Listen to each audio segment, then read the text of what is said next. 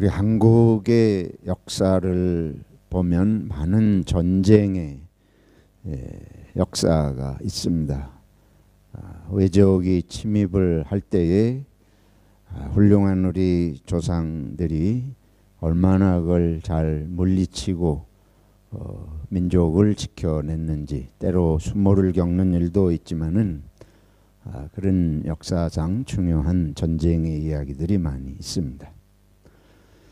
이스라엘이 애굽에서 노예 생활을 400년을 하다가 그들이 자유를 얻고 해방이 되면서 새 민족으로 가나안 땅에 정착을 하는데, 그런 다른 나라들의 무슨 민족 이동의 이야기, 역사적인 사건이나 전쟁의 이야기하고 다른 이스라엘 민족에게서만 볼 수 있는 아주 특이한 점이 있습니다.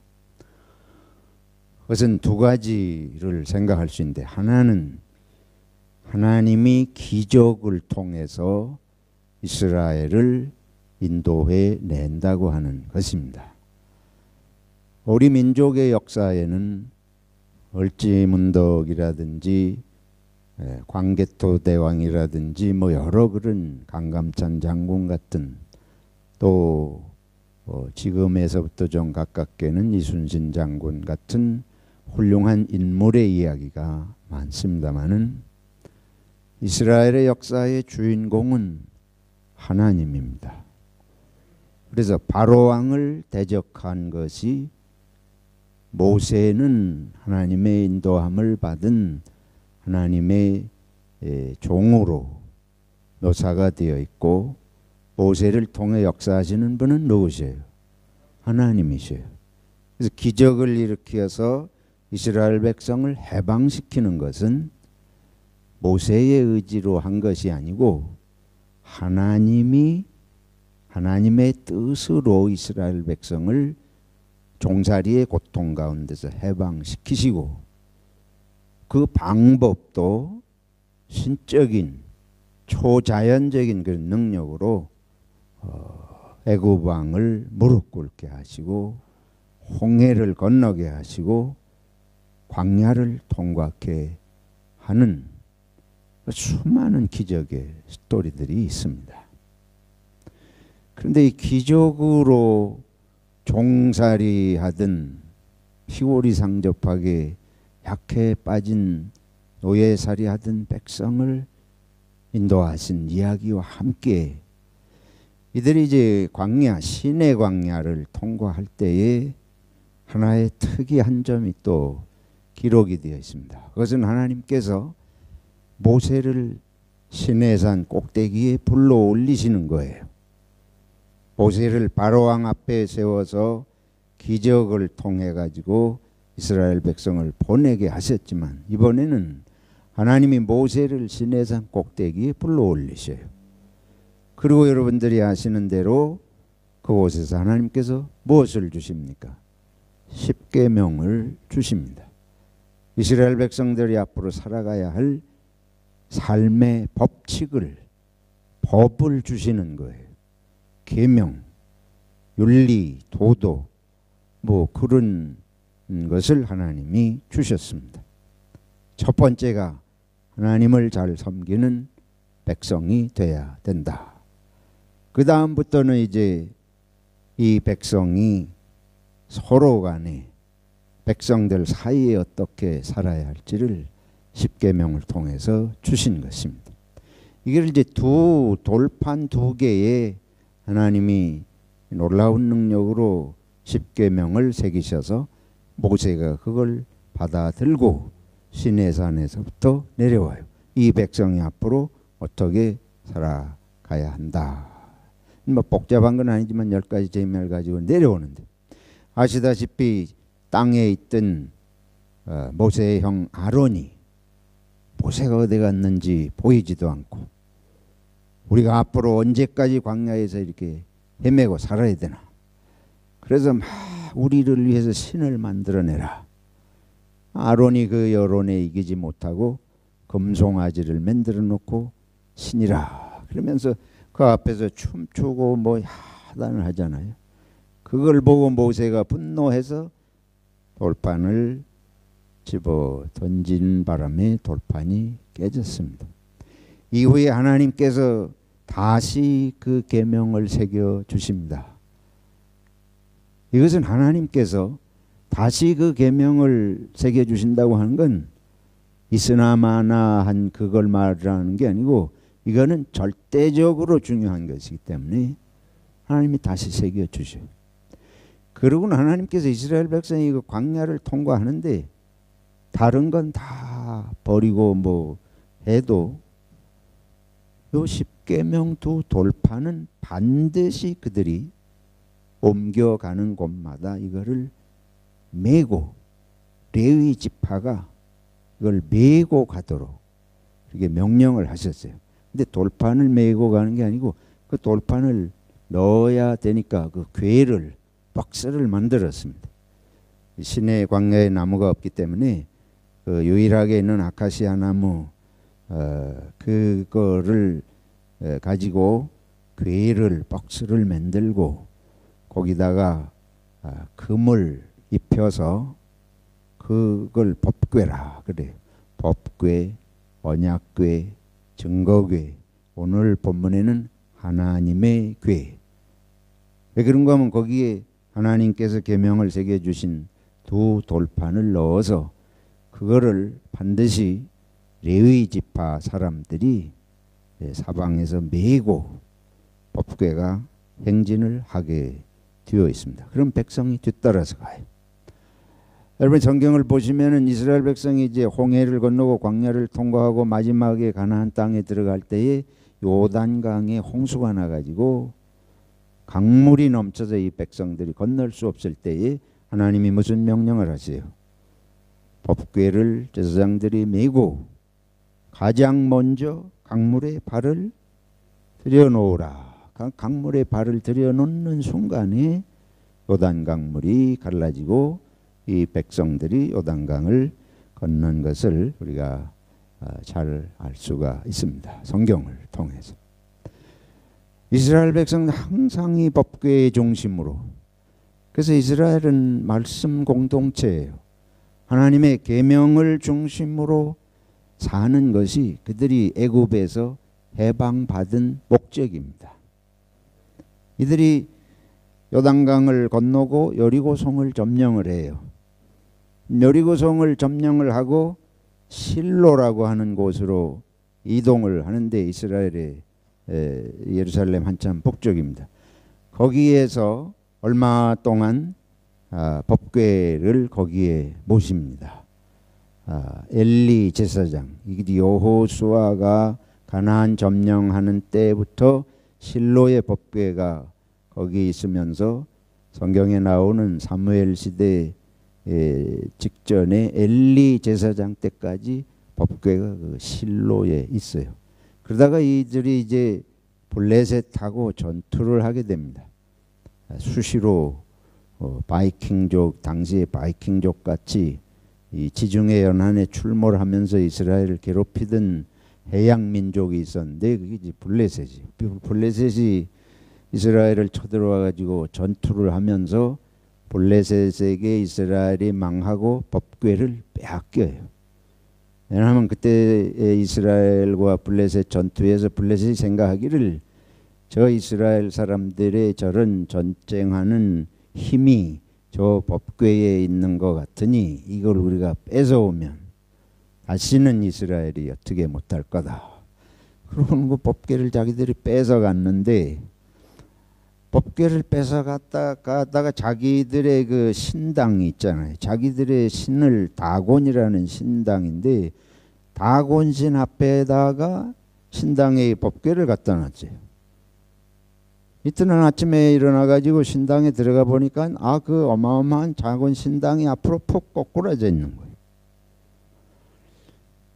이렇게 세워놓고 다음날 또 갔더니 이번에 또 신상이 또 엎어졌는데 이번에는 보니까 목이 부러지고 다리가 부러지고 그래서 블레셋 사람들이 이게 이스라엘의 여호와의 이 법궤를 이걸 잘못 따르면 이게 아주 큰 문제가 생기는구나. 그들이 이제 두려움이 생겨서 이 법궤를 옮기기를 시작을 해요. 아스돗이라고 하는 곳으로, 가드로 뭐 이렇게 옮기는데 가는 곳마다 이 독종이 재앙이 발생을 해요. 사람들 온몸에 독종이 생겨가지고 그들이 견딜 수 없는 이런 재앙이 발생을 하니까 블레셋 사람들이 아무래도 안 되겠다. 그래서 그 블레셋 사람들 중에 복술하는 점치고 무당같이 하는 사람들을 불러서 이게 어떻게 된 일이냐. 그러니까 저 이스라엘의 법궤 때문에 그렇습니다. 어떻게 해야 되겠냐. 이거를 딴 데로 옮겨 보내십시오. 뭐 어떻게 옮겨야 되느냐. 그런 얘기들이 상세하게 성경에 있잖아요. 그래서 그들이 말하는 대로 뭐 이렇게 금독종을 만들고 뭐를 하고 해가지고 이거를 수레를 만들어서 소에 매가지고 벳세메스라는 곳으로, 그 유명한 벳세메스로 보냅니다. 근데 사람이 아무도 인도하지도 않는데 소가 알아서 벳세메스로 정확하게 가는 거예요. 그래서 이 블레셋 사람들이 깜짝 놀래고, 저희 법궤는 그냥 보통 법궤가 아니고 저 이스라엘 신이 살아서 이렇게 하는구나. 근데 벳세메스라고 하는 곳에 도착을 했는데 벳세메스의 사람들이 이게 법궤가 도대체 뭔데 이러나 하고 신기해가지고 열고 들여다봐. 근데 하나님의 법궤는 열고 들여다볼 수 없게 이제 되어 있습니다. 그래서 그 벳세메스 사람들이 하나님이 진노하셔서 거기에서 70여 명이 죽었다. 그래가지고 전부 두려움에 떨고 그러면서 다시 이제 법궤를 옮겨 가는 이야기. 그게 오늘 다윗 왕이 지금 사무엘하 6장에 나오는 이야기가 그 선상에서 이렇게 내려오는 이야기 옳습니다. 그래서 그 법궤를 벳세메스로 블레셋 사람들이 자기들이 이제 포기하고 보냈잖아요. 근데 거기서부터 다시 하나님의 법궤를 예루살렘으로 옮겨오는 일을 다윗이 추진을 하는데 이 아비나답이라고 하는 기라 여아림의 아비나답의 집에 법궤가 머물렀어요. 거기에 무려 20년을 머물게 돼요. 이 법궤를 잘못 다루고 하면 자꾸 문제가 발생하고 해가지고 그들이 조심스러워서 어떻게 해야 될 줄을 모르고 보낸 세월이 20여 년입니다. 근데 다윗이 이제 예루살렘에서 왕이 되어 가지고 왕궁도 짓고 뭐 하면서 이 하나님의 법궤를 아직도 예루살렘으로 모셔오지 못하고 저곳에 이제 있는데 내가 잠을 편히 잘 수가 없다. 그래서 그 법궤를 다시 예루살렘으로 모셔오는 일을 이제 하기 위해서 여기 군사를 모아요. 몇 명을 모았대요. 3만 명을 모아요. 엄청난 군대를 법궤를 옮겨오는데 왜 이렇게 많은 군사를 모으냐. 블레셋하고 전투하여서 법궤를 빼앗긴 적이 있지 않습니까? 그래서 이 법궤를 옮기다가 또 무슨 일이 날지 알 수 없으니까 다윗이 3만 명이라는 거병을 모아가지고 법궤를 호위하면서 이렇게 옮겨오는데 법궤는 아까 말씀드린 대로 이 제사장들이 레위 지파가 매어서 옮기게 되어 있습니다. 근데 이거를 20여 년을 지나면서 사람들이 그런 걸 다 까먹은 거예요. 그렇게 수레를 새로 만들어서 수레 위에다 법궤를 얹고 소가 끌게 했습니다. 근데 하나님께서 명하신 법도에게 맞지를 않는 거죠. 근데 이 법궤가 그 사람 매야 되는데 그렇게 하게 되니까 이 소가 막 날뛰어 가지고 법궤가 떨어지게 되니까 그걸 웃사라는 이 아비나답의 아들이 그거를 잡으려고 이 떨어지면 큰일 나요. 그것도 법궤도 함부로 손을 못 대게 돼 있어서 오늘 우리 식으로 하면 좀 이해하기 쉬운 것은 아닙니다만은 하여튼 그때 당시는 이 하나님의 법궤가 아주 얼마나 소중하고 정중하게 경외심을 갖고 대해야 되나, 이런 게 이제 성경이 보여주는 한 과정이죠. 그 우사가 그냥 그 자리에서 죽습니다. 그래서 이 다윗이 또 겁이 나는 거예요. 이 또 옮겨가려고 그랬더니 이런 일이 발생해서 다시 겁이 나가지고 오베돔이라는 곳에 3개월을 거기 머무릅니다. 근데 오베돔의 집에 있으면서 오베돔이 하나님의 법궤를 정성으로 모시면서 3개월 후에 다윗 왕의 귀에 오베돔의 집에 하나님이 크게 복을 주셨다. 그 말을 듣고는 이제 다윗이 다시 안심이 되어가지고 기쁜 마음으로 그 법궤를 옮겨가는데, 이번에 이제 연구를 많이 했죠. 이걸 조심해야 되니까 어떻게 옮겨야 되냐.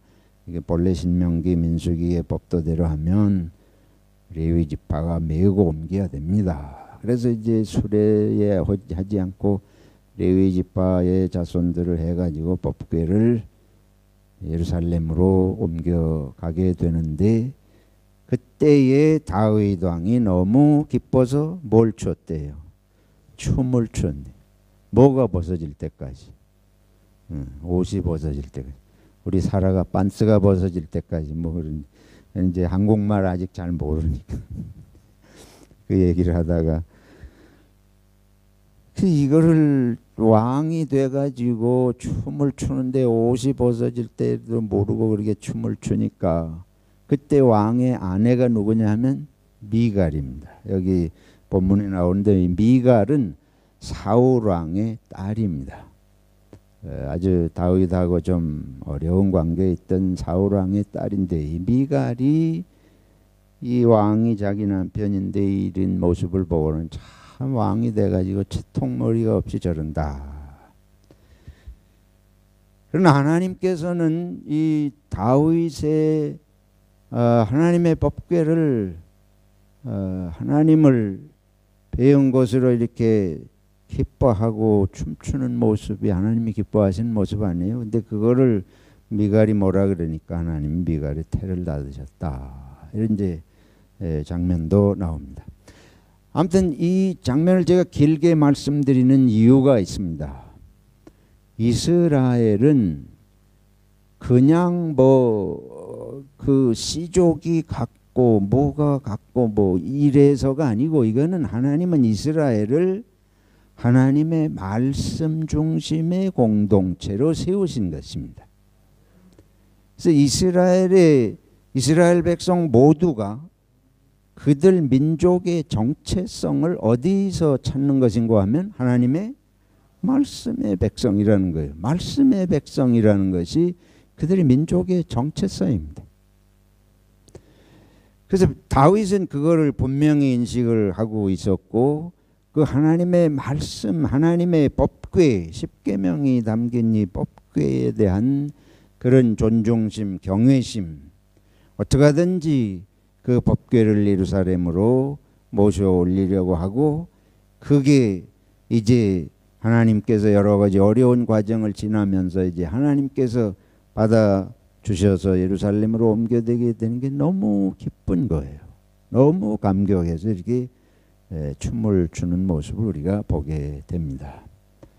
기독교 신앙은 구약 성경과 함께 이제 예수 그리스도의 새로운 언약, 새로운 하나님과의 관계가, 이제 이 율법이 물론 하나님과의 관계 속에 있는 것이지만은 예수 그리스도를 통해서 하나님과의 관계 속에 있는 백성으로서, 우리 교회라고 하는 것의 존재 목적, 교회의 정체성은 바로 이 하나님의 말씀, 하나님과의 관계 속에 있는 것입니다.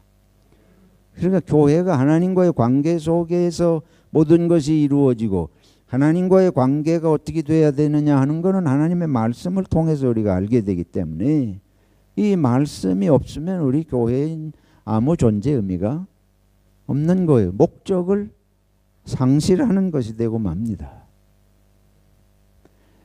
오늘 이제 신약 성경에 오면 여기 다윗이 춤추는 이야기 지금 했지만, 이 하나님의 말씀, 법궤를 창하고 감격해서 이렇게 춤추는 얘기인데 오늘 신약에 오면 또 하나의 춤 이야기가 나와요. 이걸 이제 예수님께서 기적을 행하시고 전도자 제자들을 전도하러 보내시고 하니까 이게 소문이 나기 시작을 했어요. 그래서 이 소문을 예수님이 하시는 말씀 뭐 이런 내용들이 소문이 났는데 그걸 누가 들은가 하면 헤롯 왕이 들은 거예요. 이 헤롯 왕이 헤롯 대왕이 있고 이 헤롯 왕은 헤롯 대왕은 아닙니다. 요거는 이제 이스라엘의 한 4분의 1 정도를 지역을 다스리는 그런 이제 왕인데 이 왕이 예수님에 대한 얘기를 듣고서는 두려움에 떨기 시작을 하는 거예요. 왜 그러고 하면 이 예수가 하는 소리를 가만히 들어보니까 이게 요한이 살아났다. 세례 요한을 자기가 죽였거든요. 세례 요한을 어떻게 죽였는지 여기 나오지 않습니까? 그 과정이 이런 거예요. 이 헤롯 왕이 자기의 동생 빌립의 아내였던 헤로디아를 자기 아내로 삼았어요. 그러니까 세례 요한이 이게 백성들 앞에서 지도자가 할 일이 아니다. 이러고는 막 비판을 해요. 그래서 이 비판을 헤롯 왕이 들었는데 마음은 좋지 않지만은 저 사람이 보통 사람이 아니고 하나님의 선지자다. 그러니까 한편은 두려운 마음을 가지고 있고 그런데 그 새로 장가간 동생의 아내 헤로디아는 이 요한의 말을 아주 기분이 나빠가지고 저 요한을 어떻게 하든지 없애버려야 되겠다. 그런 생각을 품고 있었는데 마침 헤롯 왕의 생일 잔치가 있게 됐습니다. 그 생일 잔치 날 자기 딸 헤로디아를 그러니까 전 남편하고 사이에 난 딸이겠죠. 그 헤로디아를 생일 잔치 하는데 만조백관이 다 모인 자리에 나가서 춤을 추게 했습니다. 의도적인 것이에요. 이 춤이라고 하는 거는 춤꾼들이 노예 신분이나 뭐 춤하는 그런 사람들이 하는 건데 이걸 자기 딸을 시켜서 춤을 추게 하고는 헤롯 왕이 그 춤추는 헤로디아를 보고 마음에 흡족해서 뭐라 그래요? 우리 본문에 보면 네가 뭘 원하느냐? 무엇을 원하든지 내 나라의 절반까지라도 주겠다. 그러니까 이 딸이 자기 엄마한테 가서 알아보겠다고 갔는데 자기 어머니 헤로디아가 뭘 원하라 그래요? 요한의 무엇을 잘라오라. 요한의 목을. 근데 이 헤롯 왕이 그때에 그거는 안 된다. 그건 내가 그런 생각을 하고 내 소원을 들어주겠다고 한 것이 아니다. 이러지를 못하고 자기가 한 말이 있기 때문에 그리고 자기가 한 말을 다 만조복관이 지켜보고 있고 그래가지고 할 수 없이 시위병을 시켜서 요한의 목을 쳐서 가져오라. 그리고 실제로 소반에다가 쟁반에다가 요한의 목을 쳐가지고 가지고 와서 이 딸에게 주니까 딸이 누구한테 줘요? 저기 어머니에게 줘요.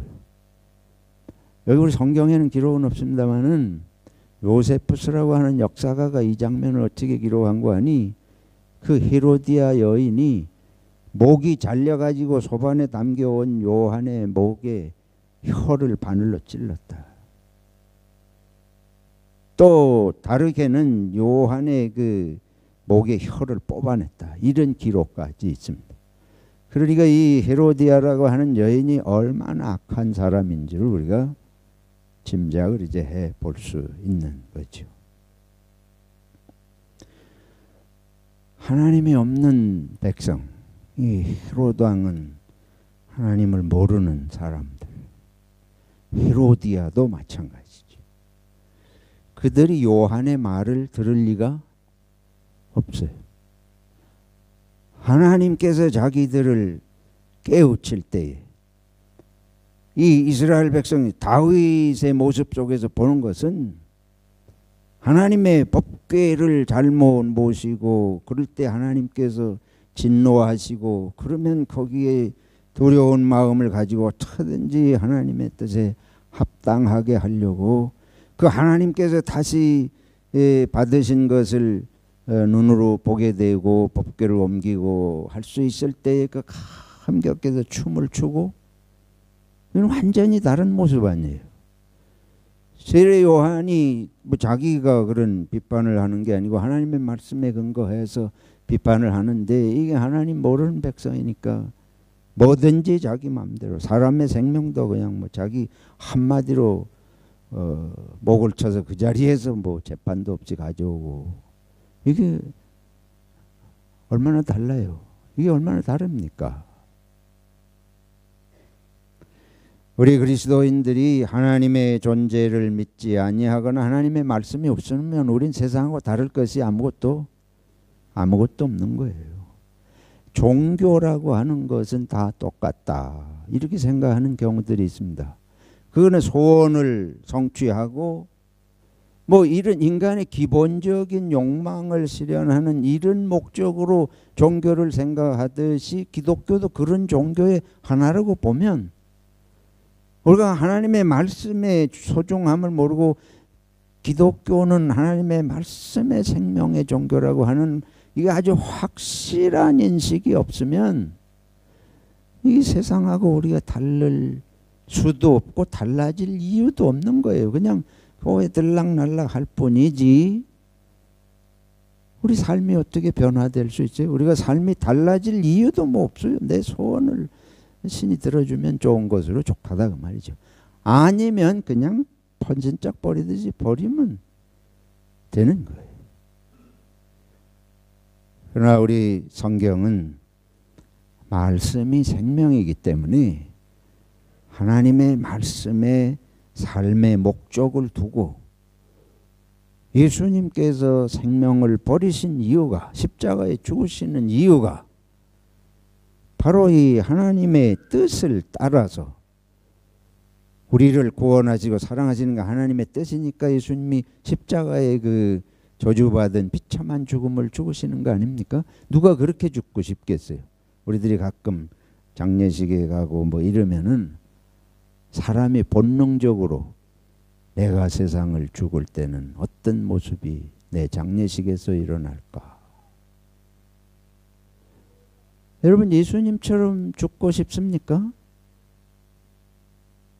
예수님처럼 그렇게 십자가에 매달려 가지고 사람들이 다 욕하고 조롱하고 그런 최후를 맞고 싶은 분이 이 자리에 있습니까? 저를 비롯해서 우리는 아무도 그렇게 최후를 마감하고 싶지 않습니다. 우리는 누구든지 내가 뭐 세상에 안 죽으면 좋겠지만은 할 수 없이 죽으면 사람들이 다 슬퍼하고 참 안타까운 마음으로 이렇게 모여서 장례식하고 그런 걸 원할 거 아니에요. 그래서 장례식 하면 사람들이 많이 모이고 그 사람을 이렇게 참 훌륭했다고 칭송하고 뭐 이런 거를 생각할 텐데 예수님 십자가에서 그렇게 돌아가시잖아요. 왜 그렇게 돌아가시?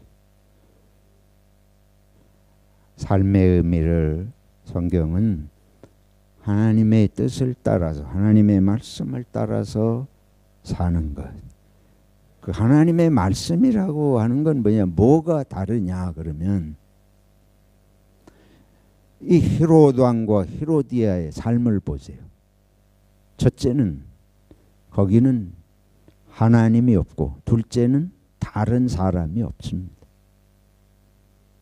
다른 사람은 뭐 다른 사람 생명이 다 파리 목숨만도 못한 거예요. 그냥 헤롯 왕이 자기 말한 거 한마디 때문에 그냥 요한의 목을 치라고 하고 춤을 춰가지고 왕이 기뻐서 뭘 원하느냐 그러니까 뭐 서슴없이 요한의 목을 잘라오라 그러고 이게 인간이에요. 근데 우리들이 그런 마음이 우리 속에 다 있습니다. 이게 하나님이 없으면 말씀이 없으면 우리는 뭐 내 욕망대로 나밖에 모르는 삶을 사는 거지. 다른 사람에 대해서 우리들이 뭐 그렇게 깊이 생각하고 이런 관심이 없지 않습니까? 그래서 하나님이 없고 이웃이 없고, 그리고 중요한 거는 회개할 줄을 모르는 거예요. 잘못했다고 하는 거를 느끼지도 못하거니와 잘못했다고 깨우쳐도 절대로 그거를 인정하고 돌이키지를 않습니다. 이것이 하나님 없는, 말씀이 없는 백성의 심각한 문제예요. 그렇기 때문에 하나님께서는, 하나님이 이 인간 모두를 지으셨는데 너희가 서로 사랑하고 서로 도와가면서 한 형제 자매로 살아야 되는데 너희 속의 죄악성 때문에 남을 원망하고 시기하고 질투하고 살인하고 하니 그렇게 살아서는 안 된다 하는 걸 말씀이 깨우치는 것입니다. 근데 그 말씀 앞에 서면 우리가 자기 자신이 반성이 되잖아요. 내 잘못한 것이 지적이 되고 뉘우치게 되고 고쳐야 한다는 도전을 받게 되지 않습니까? 하나님의 말씀이. 그 십계명이 뭐예요? 부모를 공경하라. 도적질하지 말라. 거짓말하지 마라. 이웃의 것을 탐내지 마라. 간음하지 마라. 살인하지 마라. 아주 가장 기본적인, 인간이 함께 살아야 할 때에 다른 사람을 위해서 살고 다른 사람의 해를 끼치지 않는 일을 하지 마라. 이게 기본이고, 예수님께서 하신 말씀은 하나님을 사랑하고 내 이웃을 누구처럼 사랑해라. 내 몸처럼, 내 자신처럼 사랑해라.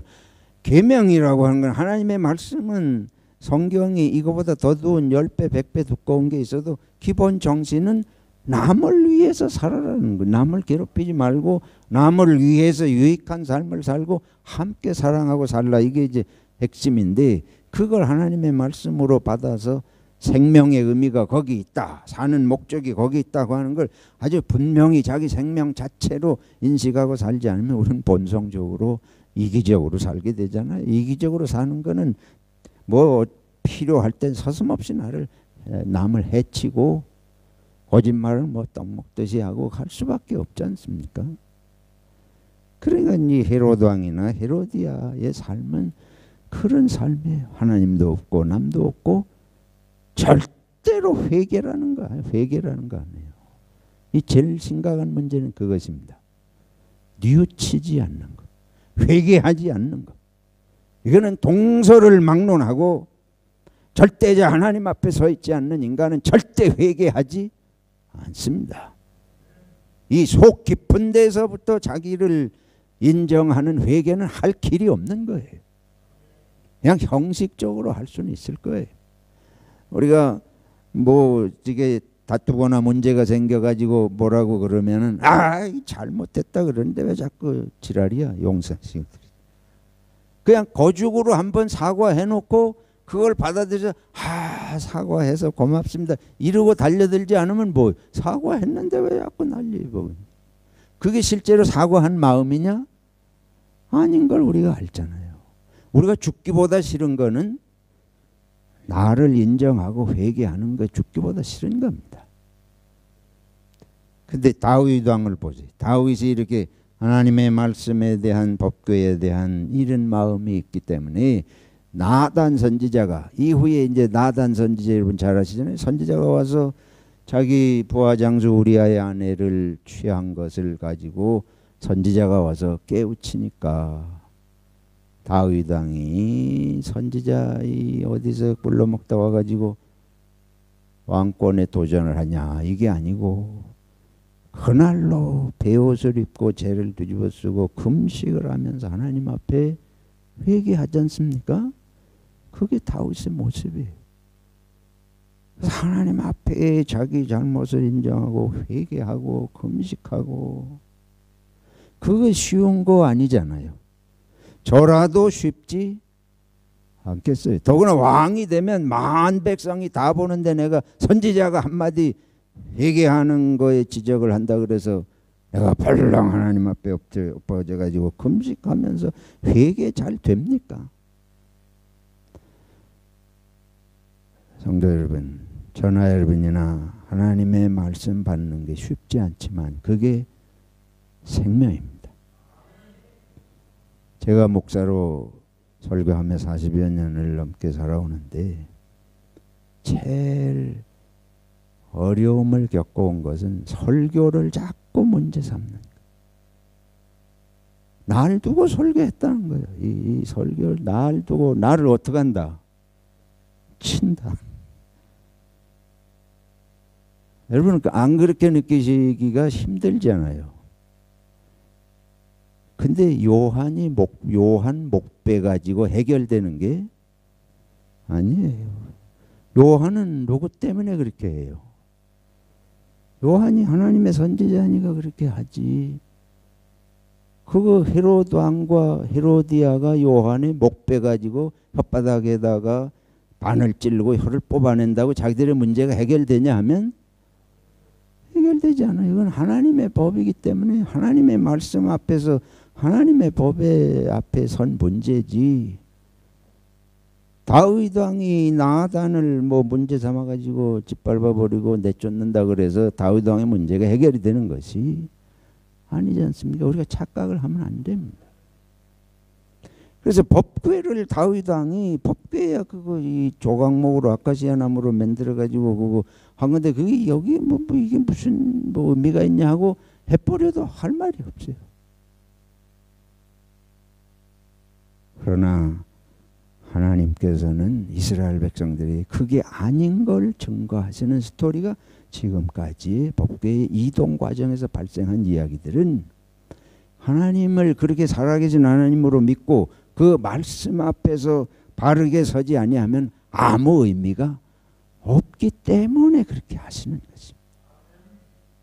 다윗 왕처럼 저나 여러분이 저도 다른 목사님이 설교하고 하는 데 가 있으면 말씀 받기가 어려운 건 똑같습니다.